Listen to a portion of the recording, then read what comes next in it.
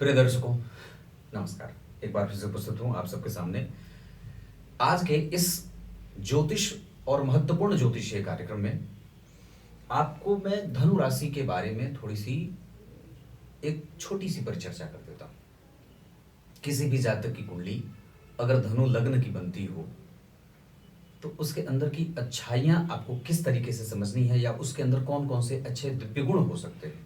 तो सबसे पहला कि अगर जन्म के समय पे पूरब दिशा में, अर्थात ये पूरब दिशा है, ये पश्चिम है, ये दक्षिण दिशा है दशम स्थान, और ये चतुर्थ स्थान उत्तर दिशा है, तो 0 से 30 अंश तक एक राशि जो होती है, आप आकाश को 12 हिस्सों में बांट देते हैं और 12 हिस्से में एक एक राशि बना देते हैं। अब बात यह है कि जितने जो ब्रह्मांड में जितने भी जीव हैं, जितने मनुष्य हैं, कोई आवश्यक नहीं है कि सबकी कुंडली के लग्न में अर्थात पहले भाव में कोई एक ही अंक लिखेगा। ऐसा नहीं है। 1 से लेकर 12 तक में कोई भी अंक यहां पूरब दिशा में लिख सकता है, और जो अंक आपकी कुंडली के पूरब दिशा में लिखा है वही आपकी कुंडली का लग्न माना जाता है, अर्थात जन्म के समय पे पूरब दिशा में उदीयमान राशि, और उसी लग्न में बनने वाली राशि के आधार पर जातक के जीवन की संपूर्ण व्यवहारगत चर्चा की जाती है ना। वो कितना व्यवहार कुशल है। तो भगवान आचार्य लिखते हैं कि जो व्यक्ति धनु लग्न में जन्मा होता है वो दार्शनिक विचारों वाला होता है।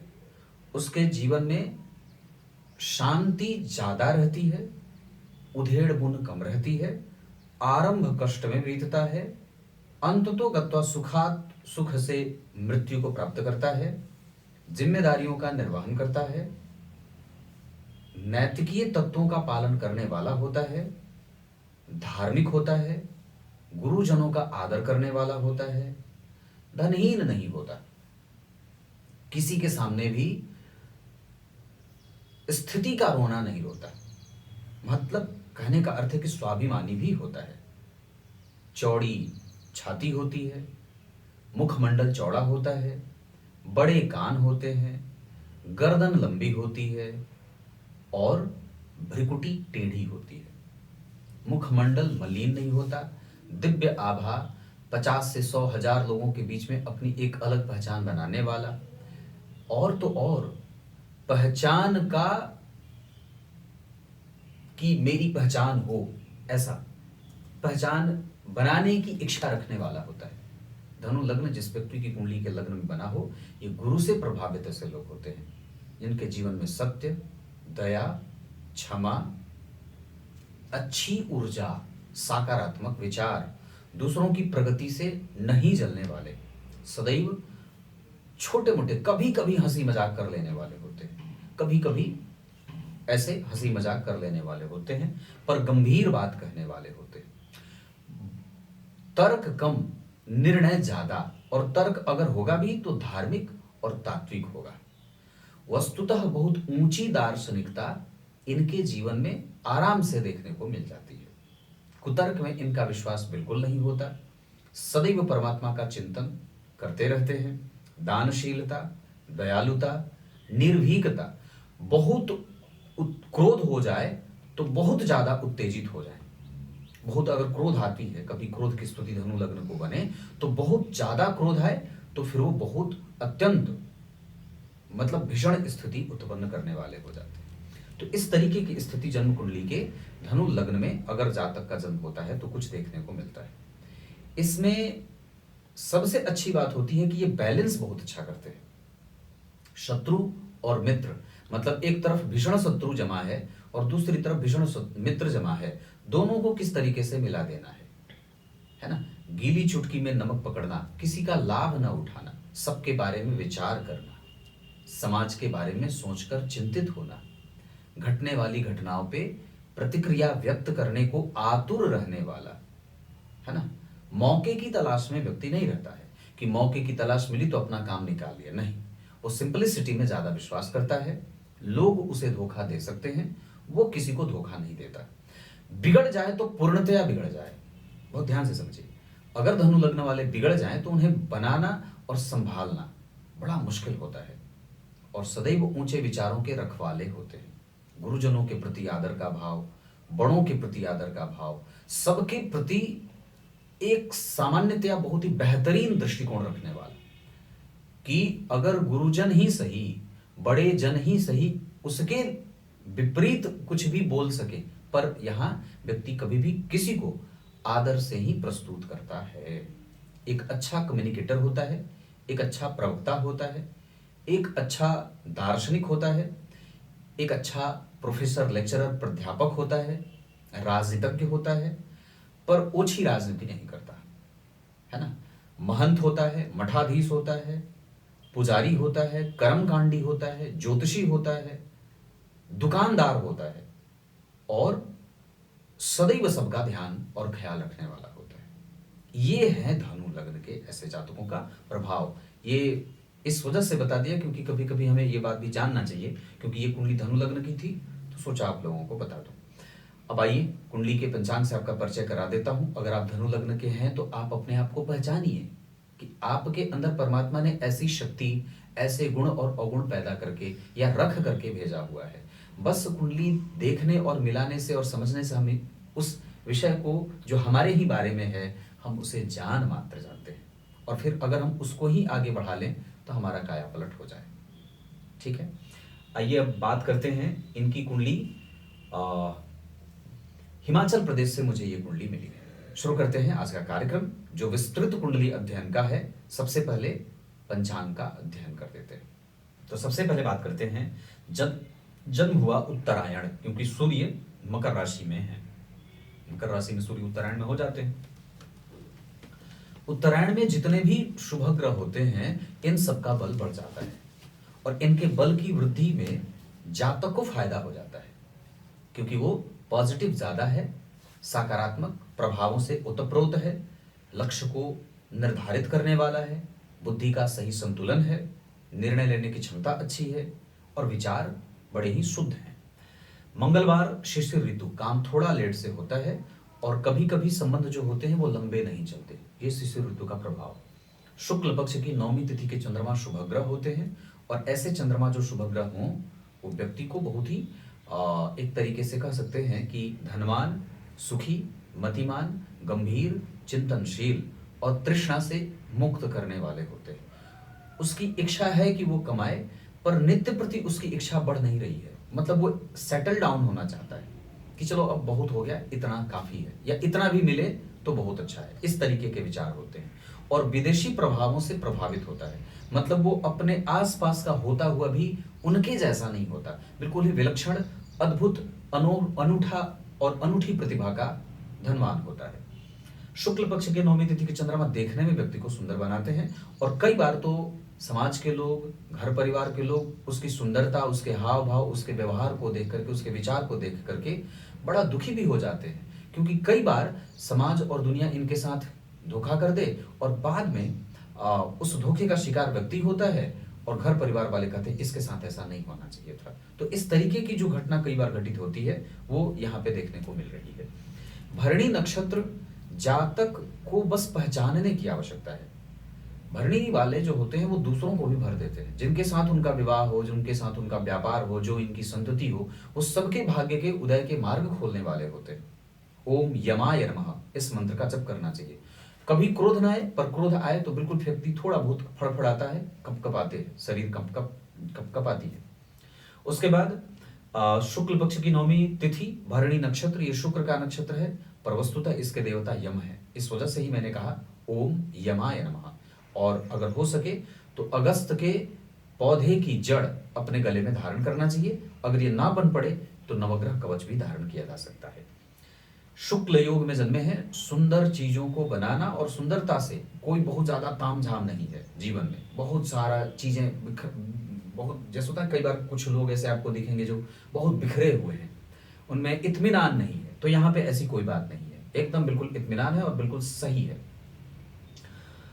क्षत्रिय वर्ण और मनुष्य गण है। क्षत्रिय वर्ण और मनुष्य गण के कारण होगा ये कि व्यक्ति में रजस तत्व का प्रभाव देखने को मिलेगा और मनुष्य गण के कारण यहाँ पे सामान्यतया कभी कभी छोटे छोटे मतभेद जो धरातल के होते हैं, जो सामान्य धरातल के होते हैं, जो सामने वाले की गलती के कारण होते हैं, जो सामने वाले के प्रपंच के कारण होते हैं, सामने वाले की ईर्ष्या के कारण होते हैं, द्वेष के कारण होते हैं, छल के कारण होते हैं। मतलब ये सारी चीजें आपको समाज के उस तरफ से मिल रही है, आप में नहीं है, क्योंकि मैंने आपका विश्लेषण बताया कि धनु लग्न कैसा है। और मनुष्य गण और राक्षस गण के कारण कभी कभी हमारे पास ऐसे व्यवहार देखने को मिलेंगे। अगर हिंसक हुआ तो जबरदस्त हिंसक हो गया, मैंने कहा था ना, बिगड़ गए तो बहुत ज्यादा बिगड़ गए।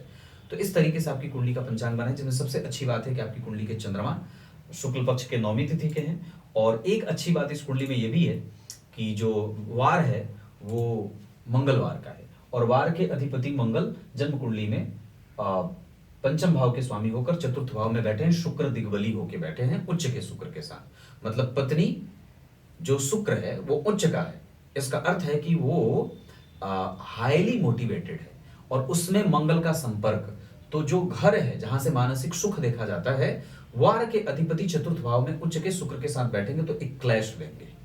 मतलब दोनों ही टक्कर वाले हैं, और दोनों ही कई बार समान एनर्जी के साथ उपस्थित होते हैं। तो व्यक्तित्व का जो दर्शन है वो सामान्यतः सकारात्मक धनु लग्न में ज्यादा है, पर निगेटिविटी सामने वाले में हो सकती है, क्योंकि वो एक तरफा सुख ढूंढने वाला हो। इस कारण से कई बार विवाह में और मानसिक सुखों में या घर में जो क्लेश है वो बढ़ने वाला हो जाता है। तो यहां शुक्र के साथ मंगल का बैठना, कई बार संकालु प्रवृत्ति भी इस मतलब जो सांसारिक सुख है उसमें मतभेद का काम कर देती है, सांसारिक जो बात होती है उसमें। अब आइए कुंडली पे आपका ध्यान लेके आता हूं, जिसमें ग्रहों के अंश से एक बार मैं आपका परिचय करा दूं। लग्न का मान 21 अंश का है, इसे प्रबुद्ध लग्न कहते हैं और इसे मजबूत भी कहा जाता है। ऐसे लोग जो 21 अंश का लग्न लेकर के जन्मे होते हैं, उनका निर्णय, उनकी मजबूती, उनका व्यवहार बहुत ही कुशल होता है। वो गंभीर होते हैं, निर्णय लेने में बहुत सक्षम होते हैं और तृष्णा से मुक्त होते हैं, उनके पास बहुत ज्यादा लालच नहीं होती है। सूर्य देव जन्म कुंडली में 16 अंश पे बैठे हैं, श्रवण नक्षत्र में है। आगे बात करूंगा जहां सूर्य की डिग्री अष्टम भाव को प्रभावित करेगी। चंद्रमा जन्म कुंडली में बैठे हैं 25 अंश पे, आत्मकारक होंगे। इसका अर्थ होगा कि अष्टम भाव का स्वामी धनु लग्न की कुंडली के लिए चंद्रमा होते हैं, वो पंचम भाव में बैठे हैं। उनका एक नेगेटिव परिणाम होगा कि कई बार व्यक्ति शत्रु और मित्र में पहचान नहीं समझ पाता है, या अंतर स्पष्ट नहीं कर पाता है, या ये भी कहें कि उसके साथ बहुत ही तीखी चाल चली जाती है, जिसका शिकार वो होता रहता है, या उसका प्रेम बिखर सा जाता है। मंगल जन्म कुंडली में 3 अंश पे बैठे हैं, इस वजह से यहां पे इनका प्रभाव थोड़ा कमजोर होगा और इरिटेशन में मंगल जातक को रखेंगे, या कई बार मानसिक अशांति, या थोड़ा बहुत कई बार तो व्यक्ति डिप्रेस भी होने जैसी स्थिति में चला जाता है, और कई बार वो उदास, सिंपल बहुत ज्यादा उदास कर सकते हैं इसको, कि हो जाता है। बुधदेव जन्म कुंडली में 2 अंश पे बैठे हैं, सबसे कमजोर ग्रह वही हैं और होना भी चाहिए। और जन्म कुंडली में अष्टम भाव से वो केंद्र में हैं, अष्टम भाव से केंद्र में या सप्तम बैठे हैं, अष्टमेश से भी केंद्र में बैठे हैं, चौथे 10वें। इस वजह से कई बार व्यक्ति दूसरों के द्वारा इस्तेमाल किया जाता है, उससे झूठ बोला जाता है, ये भी चीजें होती हैं। और कई बार वो इमोशनली कनेक्ट करता है लोगों से और अपना नुकसान भी करता है, और निर्णय लेने में उसे कई बार तकलीफ भी होती है। तो ये जो एक क्लैश देखने को मिलेगा वो इसी बुध के कारण मिलेगा। पर वाणी में जो गंभीरता है, वाणी में जो सत्य है, जो कुटुंब के प्रति एकदम बिल्कुल स्पष्टवादिता है, बिल्कुल खरा बोलने वाला है, क्रोध आए तो और भी ज्यादा खरा बोल दे, तो ये जो व्यवहार है वो जन्म कुंडली के द्वितीय भाव के गुरु, सूर्य और बुध के कारण है। वहां एक अलग तरीके का तेज है वाणी में, मुखमंडल, चेहरा, और बड़ा ही मधुर बोलने वाला, बिल्कुल कर्कशता नहीं है, सत्य बोलने वाला, कर्तव्यनिष्ठ, कर्तव्य परायण, धार्मिक, सुहृद, व्यवस्थित और तार्किक के साथ नैतिकीय तत्वों को जिम्मेदारी से निभाने वाला होता है, कृतज्ञ भी होता है, ये बात है।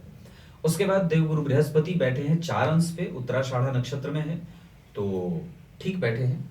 यहाँ पे व्यक्ति में एक अलग तरीके का बल होगा, जो सत्य को कहने और सुनने के साथ समझने की शक्ति भी देंगे। गुरु हो गए। उसके बाद शुक्रदेव जो बैठे हैं वो 3 अंश पे बैठे हैं। यहाँ मैं एक बात स्पष्ट कर दूं कि मंगल के साथ शुक्र और बुध, इन तीनों के साथ एक और ग्रह बन जाएंगे आपकी कुंडली में, शनि। इन ग्रहों की दृष्टियों का प्रभाव इस कुंडली में थोड़ा कम होगा, मतलब नेचुरली उतना ज्यादा नहीं होगा जितने की सूर्य हैं, जितने की चंद्रमा हैं, ये सब ग्रह, मतलब ग्रहों में जो है वो सूर्य भी बहुत अच्छे अंश के साथ बैठे हैं। पर अंशों में बुद्ध बुद्ध हैं, गुरु हैं, शनि हैं, शुक्र और मंगल, ये जो ग्रह हैं वो थोड़े अंश में बल में कमजोर होने से सामने वाले भाव में उतनी अच्छी एनर्जी पैदा नहीं कर रहे हैं।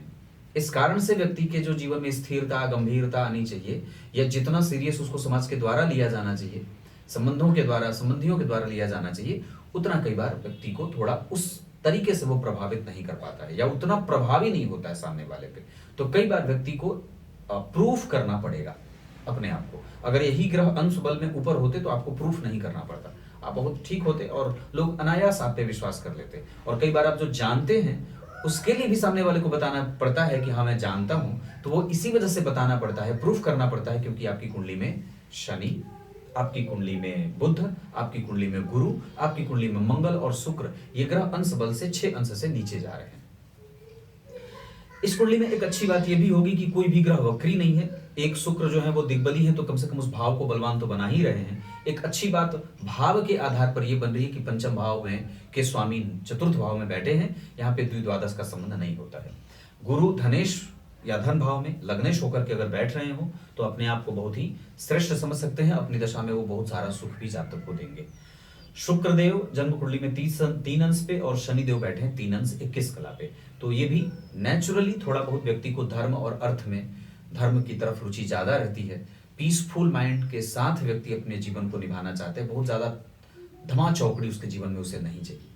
तो ये बात यहाँ तक ग्रहों की हो गई।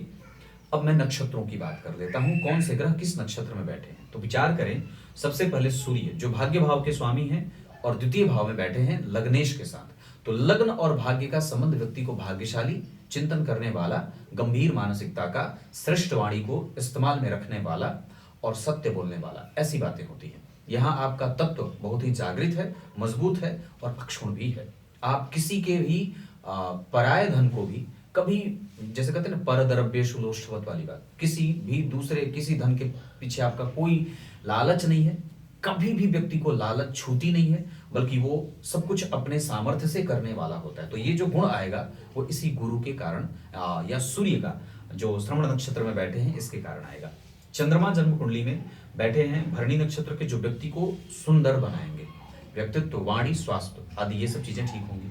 मंगल जन्म कुंडली में उत्तरा भाद्रपद नक्षत्र में बैठे हैं, जहां कहीं कहीं कभी कभी इरिटेशन होगा, गृह क्लेश मचेगा और घर परिवार में मतभेद होंगे। तो मंगल का प्रभाव ऐसा कुछ बता रहा है। कई बार ऐसा लगेगा जैसे संतति दूर चली जाएगी, पर ऐसा होगा नहीं। बुध जन्म कुंडली में उत्तराषाढ़ा नक्षत्र में बैठे हैं और इस कारण से उनके पास तर्क है और ज्ञान है, आधुनिक ज्ञान, भविष्य को समझना, दुनिया की आवश्यकता को समझना, दुनिया के हिसाब से अपने आप को ट्रेंड करना। तो ये जो कैपेसिटी है ये बुध के कारण है। देवगुरु बृहस्पति भी जन्म कुंडली में उत्तराषाढ़ा नक्षत्र में बैठे हैं, जो व्यक्ति को तत्वतः तत्व को जानने वाला, दर्शन का दार्शनिक और सत्य बोलने वाला, चरित्रवान बना देते हैं। शुक्रदेव जन्म कुंडली में पूर्वा भाद्रपद नक्षत्र में बैठे हैं, 3 अंश पे बैठे हैं और इस कारण से यहाँ जो शुक्र का प्रभाव रहेगा वो व्यक्ति को एक्सपीरियंस के साथ आगे बढ़ाएगा। हाँ, थोड़ी बहुत मानसिक शांति में मतभेद जरूर हो सकता है, क्योंकि मंगल के साथ क्लैश कर रहे हैं, शुक्र का प्रभाव मंगल से प्रभावित हो रहा है। तो कई बार व्यक्ति को उस तरीके का काम सुख नहीं मिलता है, रति सुख नहीं मिलता है, और इस कारण से थोड़ा बहुत मानसिक अशांति या इरिटेशन जो होता है ना, जैसे किचकिच वाली बात, तो ऐसा शुक्र और मंगल के कारण हो सकता है। नेत्र ज्योति कमजोर होती है, स्किन डिजीज और कफ की समस्या, हृदय क्षेत्र परेशान, अनिद्रा, बेवजह की चिंताएं, या कई बार भूली हुई बात जो पुरानी है, जो जिसे भूल जाना चाहिए, उसके ना भूलने के कारण कई बार व्यक्ति का मन मस्तिष्क आंदोलित होता रहता है। अगर फरवरी महीने में कोई घटना हुई तो प्रत्येक वर्ष की फरवरी में वैसी ही परिस्थिति बनती जाएगी, वैसी ही घटना दुर्घटना या उसके प्रति व्यक्ति का उसी जैसा वो महसूस करने लगेगा कि फिर ना हो जाए। या इसको आप कुछ ऐसा कह सकते हैं कि अगर फरवरी में कोई घटना घटी है हमारे साथ, तो मैं फरवरी में फिर वैसी ही स्थिति महसूस कर रहा हूं, वो चीज बार बार याद आती है। तो उस याद से, पुरानी यादों से व्यक्ति को मुक्ति पाने में ये मंगल और शुक्र कई बार कष्ट देने वाले हो जाते हैं।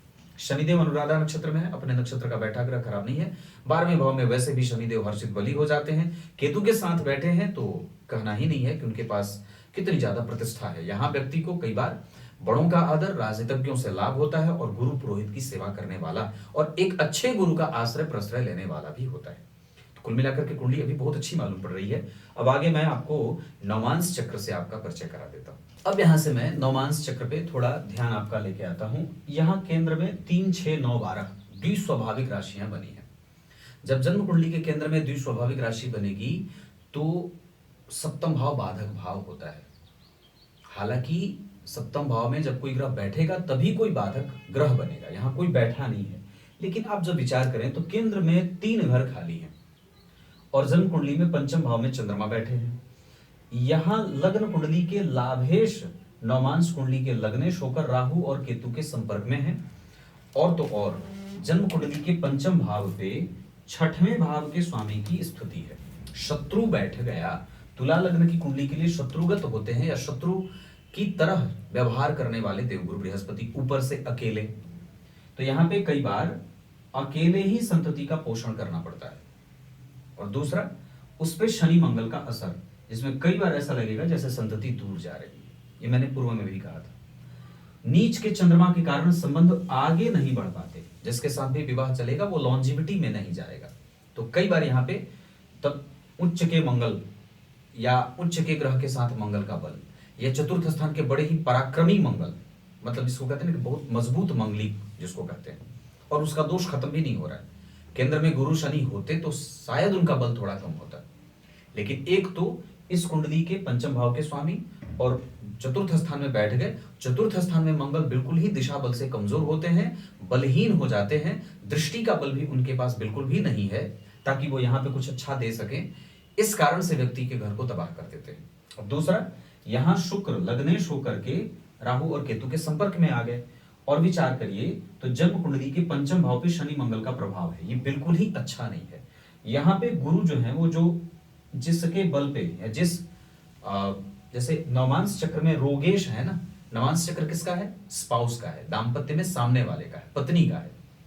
तो रोग भाव के ऊपर शनि और मंगल दोनों का प्रभाव है। तो रोग की अधिकता या ऑपरेशन के दौरान मृत्यु हो जाए, कुछ अलग तरीके से डेथ हो जाए, बिना असामयिक मृत्यु की बात जिसे कहते हैं, इसकी शांति के लिए अमावस्या को निश्चित रूप से पितरों को अपने कुल पुरोहित को बुला करके पितरों का दान करना चाहिए।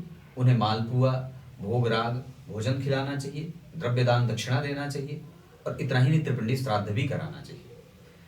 चंद्रमा नीच के और साथ ही साथ जन्म कुंडली में शनि और मंगल शत्रुगत होके बैठे हैं, ये ठीक नहीं होता।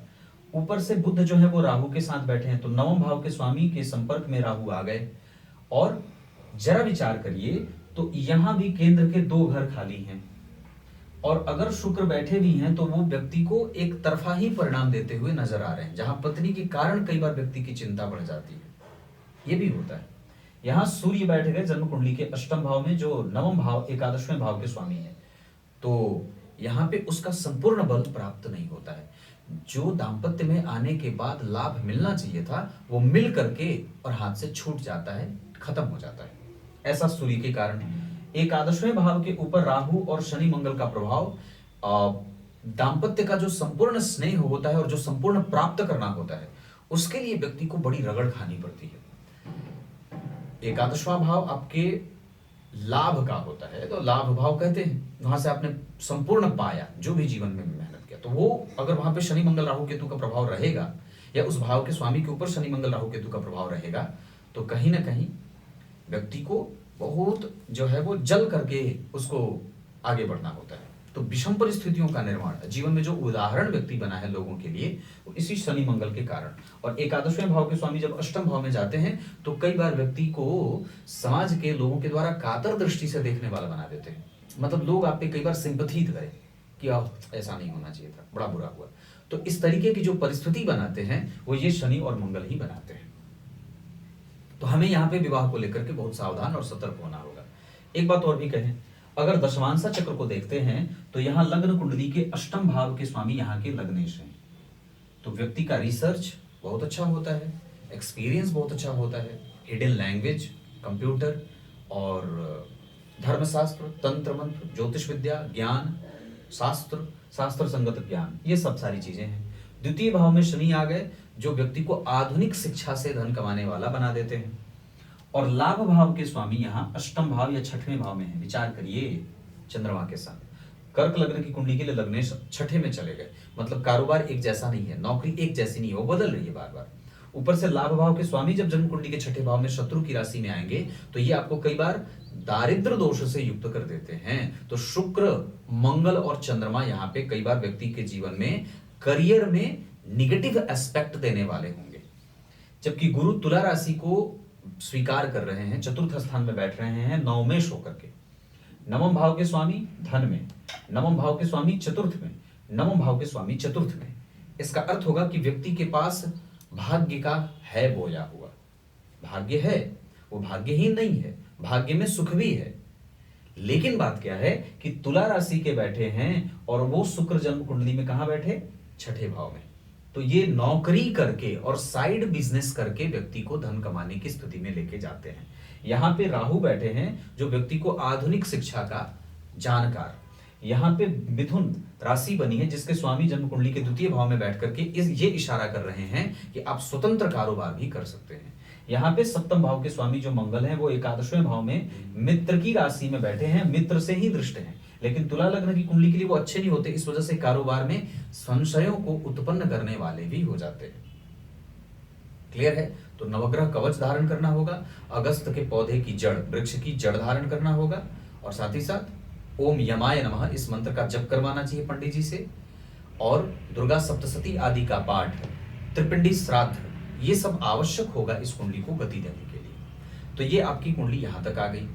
अब मैं चंद्रमा से विभिन्न ग्रहों का संबंध बता देता हूं कि वो किस तरीके का परिणाम आपके जीवन में डाल रहे हैं।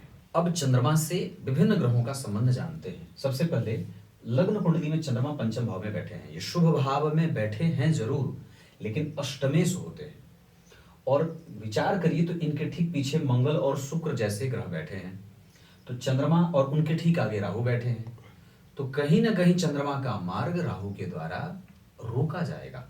पीछे मंगल बैठे हैं, चूंकि ये भाव पंचम भाव है, ये राहु सदैव वक्र गति से ही चलने वाले होते हैं, जो वृष राशि से मेष राशि की तरफ बढ़ रहे हैं।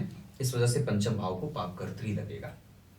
तो जो हमारा मानसिक संतुलन है वो क्यों नहीं खोया है, क्योंकि चतुर्थ स्थान में शुक्र दिग्बली होकर बैठे हैं। और हमारा मानसिक संतुलन क्यों नहीं खोया है, हम क्यों दूसरों को प्रेम देते हैं, क्योंकि हमारे चंद्रमा पंचम भाव में बैठे हैं। पर हमें दूसरों से मिलता क्यों नहीं है, क्योंकि हमारी कुंडली के चतुर्थ स्थान में मंगल बैठे हैं। हमें दूसरों से मिलता क्यों नहीं है, हमें जो मिलना चाहिए था प्रेम, जो यश मिलना चाहिए था समाज में, वो क्यों कभी कभी नहीं मिलता है, तो इस भाव को शुभकर्त्री नहीं पापकर्त्री लग गया। इस वजह से अष्टम भाव के स्वामी जब जन्म कुंडली के पंचम भाव में बैठेंगे तो कई बार व्यक्ति के साथ छल, धोखा या गलत जानकारी से संबंध आगे बढ़ते हैं। मित्र को शत्रु, शत्रु को मित्र, मित्र का भाई, भाई का मित्र, इन लोगों से भी व्यक्ति को कई बार नुकसान होता है। नौकर चाकर एक जैसे नहीं रहते हैं, वो बदलते रहते हैं। नौकर चाकर से नुकसान हो, ऑफिस के कर्मचारियों से नुकसान हो, इस तरीके के जो भाव हैं वो जन्म कुंडली में देखने को मिलते हैं। तो चंद्रमा से द्वितीय भाव में जो राहु है वो दिमाग में बहुत सारी चीजें कई बार अपनी दशा काल में लाएंगे।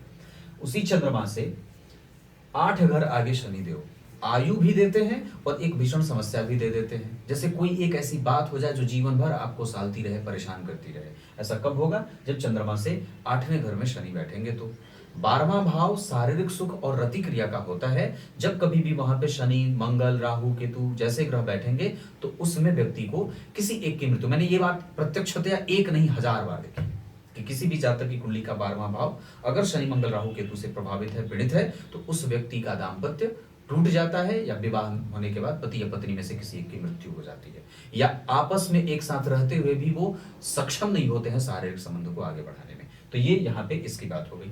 चंद्रमा से अष्टम भाव के केतु व्यक्ति को इमोशनल बनाते हैं, धर्म को लेकर के, शास्त्र को लेकर के और जानकारी इकट्ठा करने को लेकर के। उसी चंद्रमा से 10 घर आगे सूर्यदेव निर्णय लेने की क्षमता, अपना धन, पैतृक संपत्ति या अपनी बुद्धि, अपना विचार, उसके ही प्रभाव में कई बार व्यक्ति बंधा रहता है। कई बार उससे मुक्त होने में उसको बहुत दिक्कत होती है, जैसे यादों से बाहर आना, आप इसको ऐसे कह सकते हैं। तो ये चंद्रमा से सूर्य के कारण है। चंद्रमा से गुरु का जो संबंध है वो व्यक्ति को यशस्वी बना रहा है। अपने पास रहे न रहे, पर दूसरों को देने के लिए उसके पास सदैव है। धन की चिंता कभी भी व्यक्ति नहीं करता है। और चंद्रमा से दशम स्थान के जो बुध हैं वो व्यक्ति को व्यापारिक विचारों वाला भी बनाते हैं अपनी दशा काल में। और चंद्रमा से 12वें भाव के जो शुक्र हैं वो व्यक्ति को भोगी प्रवृत्ति का बनाते हैं, सुखी बनाते हैं। उसकी पसंद बड़ी अच्छी है, उसका निर्णय बहुत अच्छा है, उसका कंसंट्रेशन बहुत अच्छा है, और उसका जो कम्युनिकेशन है वो भी बहुत अच्छा बैठा हुआ है। इसी चंद्रमा से 12वें घर के जो मंगल हैं वो व्यक्ति को कई बार एकदम बिल्कुल परफेक्ट पराक्रम करने वाला बना देते हैं, बिल्कुल नपा तुला हुआ व्यवहार रखने वाला ऐसा बना देते हैं। तो ये ग्रह अपनी दशा काल में कुछ इस तरीके का परिणाम देंगे। इसके बाद विचार करिए तो सूर्य लग्न कुंडली में मकर राशि में और नवांश कुंडली में वृष राशि में, ये जो सूर्य का प्रतिफल होगा लग्न और नवांश के कारण, वो व्यक्ति को यशोवान, प्रतिष्ठापन्न, दार्शनिक चिंतन करने वाला अपनी दशा काल में प्रभाव ऐसा सूर्य देंगे। चंद्रमा मेष राशि में, नवांश कुंडली में वो बैठ रहे हैं वृश्चिक राशि में। अपनी दशा काल में ये शत्रु, बाधा, रोग और कई बार बेवजह की परेशानी देने वाले ग्रह बनेंगे, जहां व्यक्ति का दिमाग बेवजह कहते हैं ना इंगेज रहेगा। मंगल जन्म कुंडली में बैठे हैं मीन राशि में, मंगल नवांश कुंडली में सिंह राशि में बैठे हैं। इनकी दशा काल में भी व्यक्ति के जीवन में शत्रुता कई बार बढ़ती है, इरिटेशन बढ़ता है और दिमाग जो है वो और अस्वस्थ कहें या हेडेक पड़ता है। बुद्धदेव जन्म कुंडली के मकर राशि में, नवांश चक्र में वो मकर राशि में वर्गोत्तम होने के कारण बुद्ध बलवान होंगे। और शास्त्रकार लिखते हैं, क्या लिखते हैं, श्लोक आया है, व्योमस्त पाताल विलग्न भानाम वदन्ति नामानि मुनिन्द्र जाला तत्कंटकम केंद्र चतुष्टयम च वर्गोत्तमो तत् स्वनवांसकास्तु। ग्रह वर्गोत्तम है, इस वजह से बली है। बली ग्रह सदैव शुद्ध और श्रेष्ठ परिणाम बनाने वाला होता है और जातक के अंदर कृतज्ञता भरने वाला भी होता है। देवगुरु बृहस्पति नीच के हैं, जिनका नीच भंग मंगल कर रहे हैं, क्योंकि उच्च के होते हैं मंगल मकर राशि में और वो केंद्र में आ गए तो गुरु का नीच भंग हो जाएगा। नवांश चक्र में वो देवगुरु बृहस्पति जाकर के कहां बैठ रहे हैं, कुंभ राशि में। अपनी दशा काल में ये व्यक्ति के जीवन में धन जोड़ने का काम करेंगे, क्योंकि लग्नेश हैं, धन से संबंधित हैं, धन भाव से संबंधित है, सूर्य से संबंधित है, तो नैतिकीय तत्वों को पालित करता हुआ व्यक्ति धन कमाएगा, अनैतिक जगह से धन नहीं कमाएगा, है ना। जल्दी धन कमाने का योग भी इस कुंडली में लगा हुआ है शुक्र के कारण। तो ये है गुरु। उसके बाद शुक्र मीन राशि में, नवांश कुंडली में कर्क राशि में जा रहे हैं। अपनी दशा काल में ये व्यक्ति के जीवन में संतान, दाम्पत्य, प्रेम, यश, प्रतिष्ठा, सम्मान, धन अर्जन करने वाले, धन का अर्जन करने वाला ऐसा शुक्र अपनी दशा काल में परिणाम देंगे। शनिदेव वृश्चिक राशि में बैठे हैं और यहां बैठ रहे हैं सिंह राशि में। इसका अर्थ होगा कि ये ग्रह अपनी दशा काल में आपकी सामाजिक छवि को मजबूत करेगा, आपके सामाजिक जीवन में स्थिरता लेके आएगा और साथ ही साथ यश, मान, पद, प्रतिष्ठा और नेचुरली आपके जो प्रभाव हैं उसमें वृद्धि करने वाला होगा। राहुदेव जन्म कुंडली में वृष राशि में बैठे हैं। पुरुष की कुंडली में सम संख्या की राशि में 6वें भाव में राहु का बैठना शुद्ध और श्रेष्ठ परिणाम करता है। पर बात करिए वो गड़बड़ बैठे हैं। गड़बड़ यहां बैठे हैं कि वो केंद्र में नहीं बैठे हैं, पर जितना दोष उन्हें लगना चाहिए उसमें राहु कृतिका नक्षत्र में बैठे हैं और इस आधार पर वो जन्म कुंडली में अगर विचार करेंगे तो थोड़े गड़बड़ होंगे, क्योंकि इस राहु की दृष्टि सूर्य पे, इस राहु की दृष्टि गुरु पे, इस राहु की दृष्टि बुध पे, और यही राहु शनि को भी देख रहे हैं, दशम स्थान को भी देख रहे हैं और दशमेश को भी देख रहे हैं। तो व्यक्ति में कारोबार को लेकर के एक मजबूत बल है जो उसको सक्षम बनाएगा। पर बेवजह की चिंताएं, धन की चिंता भी कभी कभी राहु की दशा एक्टिव होगी तो जातक के जीवन में देने वाली बनेगी। अंक बल के आधार पर बात करते हैं तो आपकी कुंडली में 1 और 7 अंक अच्छा रहेगा। भरणी नक्षत्र में दान करना सही रहेगा। दवाई का सेवन भरणी नक्षत्र में बिल्कुल भी ना करें। इसके साथ उत्तरा भाद्रपद, श्रवण, अनुराधा और पुष्य, मृगशीरा ये नक्षत्र किसी भी कार्य को करने के लिए इस कुंडली के लिए अच्छे हैं। दिन गुरुवार, मंगलवार और सूर्य का अच्छा है। रंग गेरुआ, पीला, नारंगी और लाल बहुत अच्छे हैं। धन कमाने के लिए आपकी कुंडली जा सकती है पूरब और उत्तरी क्षेत्र पर, या अपने जन्म स्थान से दूर जाना भी आपकी कुंडली में बिल्कुल लगा हुआ है। आप दूर जाकर के भी अपने सुखों को प्राप्त कर सकते हैं। ये कुंडली परमानेंट विदेश जाना चाहे तो भी जा सकती है। और सामान्यतया व्यक्ति का जो व्यवहार है, जैसे कि मैंने पूर्व में कहा था, पूर्णतया बाहरी ही है। इतनी सारी चीजें, नक्षत्र का हो गया, दिन बता दिया, अंक बता दिया। भवन जिसमें आप निवास करें वो कोशिश करें कि उत्तर दिशा का फ्रंट हो तो ज्यादा अच्छा रहेगा। उत्तरी फ्रंट ज्यादा बढ़िया रहेगा इस कुंडली के लिए। फिलहाल आने वाले हैं गुरु 2027 के मार्च से। पुखराज धारण कर सकते हैं हमेशा के लिए। सूर्य को अर्घ निश्चित रूप से देना चाहिए। कमरे की सफाई खुद से करिए। बजरंग बली के 12 नामों का नित्य उच्चारण प्रत्येक दिन 12 बार करिए। गीता जी के 11वें अध्याय का पाठ नियमित रूप से करिए। गणेश जी को दूर्वा और दूध निश्चित रूप से अर्पित करना चाहिए। और साथ ही साथ अगर बात बन पड़े तो कोई अपने जीवन में व्रत शामिल करना चाहते हैं तो आप गुरुवार का व्रत भी कर सकते हैं, चतुर्थी भी कर सकते हैं, शुक्ल चतुर्थी, या तो अमावस्या या पूर्णिमा में से कोई एक पूर्णिमा का व्रत उठा लीजिए, ज्यादा अच्छा रहेगा। दशाओं में अगर बात करते हैं तो गुरु होरा चक्र के आधार पर जितने भी ग्रह हैं, सूर्य को छोड़कर सारे ग्रह आपकी कुंडली में आपके पक्ष में निर्णय देने वाले बन रहे हैं। सूर्य थोड़े इरिटेशन के साथ परिणाम करने वाले बनेंगे। और इस कुंडली में जो विवाह को लेकर के समस्या है वो इस चंद्रमा के कारण, शुक्र के राहु और केतु और शनि मंगल के कारण है। कारोबार में जो कभी कभी संशय उत्पन्न होता है वो इस वजह से क्योंकि लग्नेश छठे भाव में शुक्र और मंगल के संपर्क में है। लाभेश जब छठे भाव में जाते हैं तो कई बार व्यक्ति के लाभ को मिनिमाइज करते हैं। स्वास्थ्य का ध्यान हमें कब रखना होगा तो ये ध्यान रखें, लगभग इस कुंडली में स्वास्थ्य का ध्यान हमेशा ही रखना होगा। कभी भी आप अपने आप को केयरलेस नहीं रख सकते। भवन भूमि वाहन से संबंधित क्षेत्रों में लाभ होगा बुध और चंद्रमा की दशा में, साथ ही साथ शुक्र और मंगल की दशा में। सावधान होना होगा भवन भूमि वाहन से, मतलब लेन देन करने में शनि की दशा में, और कभी कभी गुरु की दशा में। राहु और केतु भी कभी कभी कष्ट दे सकते हैं। भाग्य का बल मिलेगा या भाग्य का सुख मिलेगा शुक्र और मंगल के साथ सूर्य की दशा में। साथ ही साथ भाग्य का संघर्ष थोड़ा बढ़ेगा शनि केतु गुरु और चंद्रमा की दशा में। इतनी सारी चीजें। माता और पिता का प्रभाव इस कुंडली में नॉर्मली मैं पिता को तो ठीक पर माता को थोड़ा रोगी रुग्ण देख रहा हूं।